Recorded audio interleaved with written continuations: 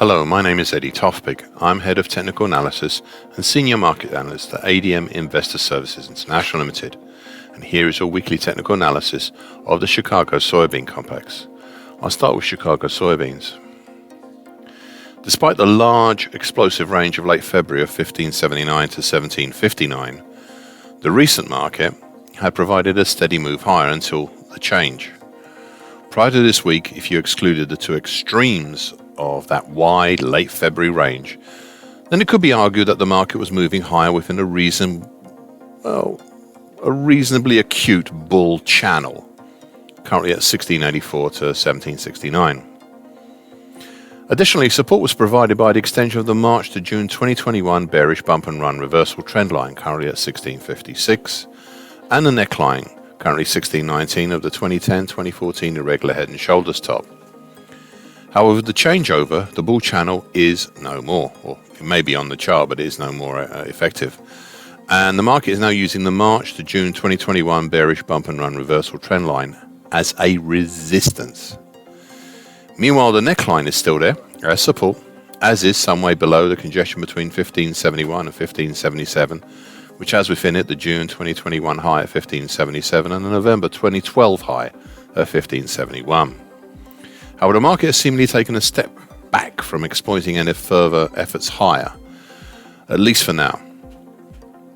I would also still point out that prices have not moved out from that wide range established 3 weeks ago in late February, between 1579 to 1759. So what could be next? Well, last week I clarified the three simultaneous patterns we'd seen over the middle and end of last year and going into this year. They are all bullish, and they are a rounded bottom, large cup with handle pattern, and a scallop pattern. Now, the rounded bottom, that still has a primary target on the top side in the 1983 area, which is off the top of my daily chart. The next one is the large cup with handle pattern, which has a primary target in the 1910 area. Once again, this is off the top of my daily chart. Finally, the scallop pattern, or to be more accurate, the ascending scallop pattern. This has a primary target in the 1836 area, again off the top of my daily chart, and interestingly, the one I have the least confidence in, even if it is the nearest. These are all, well, as I've previously said, way out there, but as we've seen plenty in recent times, lots of things that are way out there can end up happening. I'd now like to once again remind you of something I said in my annual review of soybeans made at the very start of 2022. Back then I was looking at long-term charts and I said these words, and I quote, "One other idea I would like to, let's say, provisionally float by you. It is way early on in this, but it should be worth considering, is to look at the whole of the 2020 to date action as a possible bullish halfway hesitation. In which case we might have, I say might with due deference here, we might have a possible target X topside in the 2025 area." I'll just repeat that, in the 2025 area. This is way up off the top of my long-term chart, and it might sound ridiculous now, indeed it does sound ridiculous, but it is what I see, and I'd rather say it and maybe look ludicrous and even laughable now than be silent and be confirmed as an idiot who should have said something should it come about. Anyway, this is a multi-month and likely a multi-year potential target X, so there ought to be plenty of time. Plus, it all will depend on what the market does when, if it meets the 2021 high at 1667 and the 2012 high at 1789. End of quote. This is where we still are right now. Now, one final thing. There may be another pattern developing over the last few weeks. My initial thoughts were towards a diamond pattern, but that doesn't quite fit.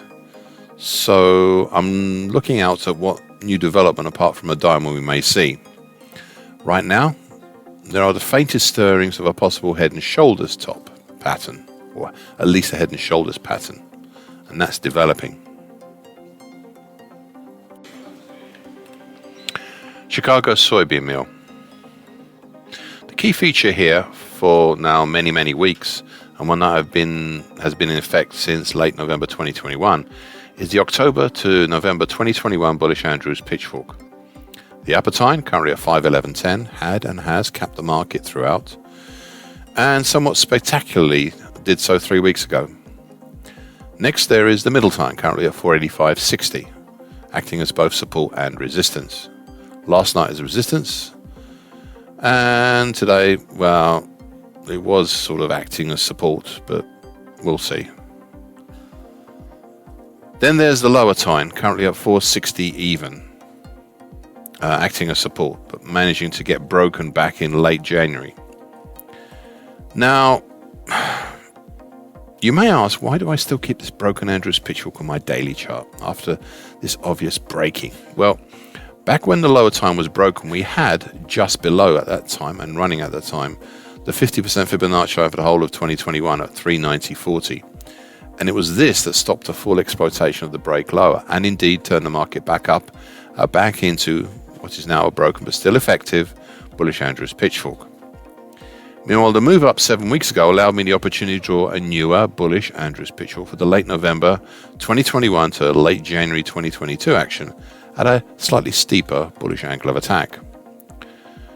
So far, we have an untested upper time currently at 536.5, an interesting middle time currently at 502.20, and a previously tested and at the time supportive lower time currently at 468 even that has undergone bearish breaking pressure the last 2 days for close right on the lower time yesterday, which has the market and which is underneath the market. Well, the market is actually underneath it at this particular time right now. However, so far all of these are still valid, though how long for the newer bullish Andrews pitchfork is an open question right now. Next time I speak on this, we may well have only the one bullish Andrews pitchfork. We shall see. One final point, this is to look at the late January to date action as one of two potential patterns. The first is as a possible bullish halfway hesitation. Now the market has some form in constructing some of these, most recently in the mid-October 2021 to early February 2022 move. So I know it's yet another bullish halfway hesitation I'm talking about. I know. But if it ain't broke, don't fix it, and the recent spate of bullish halfway hesitations have certainly not been broken. Hence I've placed the provisional target X1 in the 520 area just off the top of my daily chart. Second possibility is to look at the same action as a possible topping action of some form. I'm not wholly with this idea, well, not yet anyway, but I thought it worth mentioning as a possibility. I would look to see this raised as an idea if and only if we can break both of the previously mentioned bullish Andrews pitchforks. Then, and maybe only then, would it have some feasible legitimacy. And we'll just have to see. Chicago soybean oil. The recent major feature here had been the mid-December 2021 to late February 2022 bull channels. I've spoken at length on these over the past few weeks, so I'll not go into this yet again, other than to say that these two bull channels gave way to a similar angle but different mid-December 2021 to early February 2022 bullish Andrews pitchfork.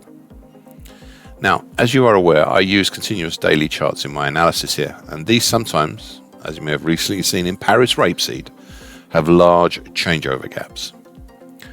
This is the case here, as the contract changeover saw a gap from last Friday's immediate countering bearish engulfing pattern for close at 73.95 into this past Monday's hammer pattern, which closed at 69.71.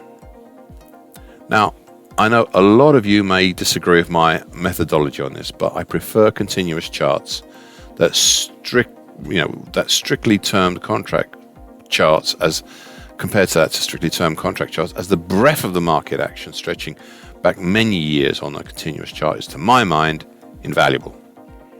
As a result, the previously mentioned bullish Andrews pitchfork has been retired, and one of the lower bull channels has been reassigned to a December 2021 to date uptrend, currently at 69.14. Hence, the landscape of this daily chart has changed quite considerably.